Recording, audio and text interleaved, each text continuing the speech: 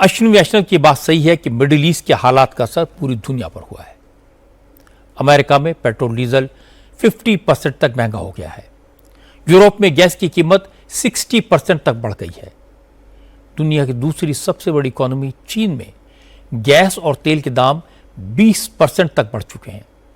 Europe में Italy, Spain और France जैसे देश महंगे तेल और गैस के असर से निपटने के लिए लोगों को सब्सिडी देने के लिए मजबूर हैं। जर्मनी और इटली में इंडस्ट्रियल आउटपुट घट गया है। ब्रिटेन और फ्रांस समेत कई देशों में जेट फ्यूल की किल्लत बढ़ गई है। क्रूड ऑयल और गैस की सप्लाई चेन बाधित होने से जापान की ऑटो इंडस्ट्री को भी काफी तगड़ा झटका लगा है। जापान की सबसे बड़ी कार कंपनी टोयोटा को करीब $5 बिलियन का नुकसान हुआ है। साउथ कोरिया में सरकार ने तेल कंपनियों के दाम बढ़ाने पर रोक लगा दी है। पेट्रोलियम प्रोडक्ट नेफ्टा के एक्सपोर्ट को बैन कर दिया है। फिलीपींस में एनर्जी इमरजेंसी लगानी पड़ी। ब्रिटेन के प्राइम मिनिस्टर स्टार्मर को युद्ध की वजह से आर्थिक स्थिति बिगड़ने का खामियाजा चुनाव में भुगतना पड़ा। वहीं ऑस्ट्रेलिया के प्राइम मिनिस्टर एंथनी अल्बनीज ने आम लोगों से अपील करके ट्रांसपोर्ट यूज करने के लिए जो पब्लिक का है और तेल बचाने की अपील की।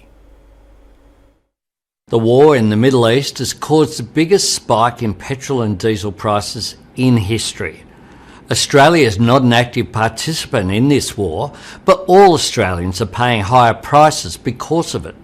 And the reality is, the economic shocks caused by this war will be with us for months. And if you're hitting the road, don't take more fuel than you need, just fill up like you normally would. Think of others in your community, in the bush and in critical industries. And over coming weeks, if you can switch to catching the train or bus or tram to work, do so. The months ahead may not be easy. I want to be upfront about that. No government can promise to eliminate the pressures that this war is causing. I can promise we will do everything we can to protect Australia from the worst of it. Australia के prime minister Anthony Albanese ने अपनी देश की जनता से लगभग वही बात कही जो नरेंद्र मोदी ने की है। हिंदी में आपको बता देता हूं, वो बता रहे थे कि युद्ध का ऑस्ट्रेलिया पर बहुत बुरा असर पड़ रहा है। उनकी सरकार ने लोगों पर प्रेशर कम करने के लिए कुछ कदम उठाए हैं, लेकिन आम जनता को भी इस मुश्किल से निपटने में सरकार की मदद करनी होगी। अल्बनीज ने ऑस्ट्रेलियंस से अपील की कि पेट्रोल डीजल की जमाखोरी ना करें, जहां तक संभव हो पब्लिक ट्रांसपोर्ट से ट्रेन और बस से सफर करें।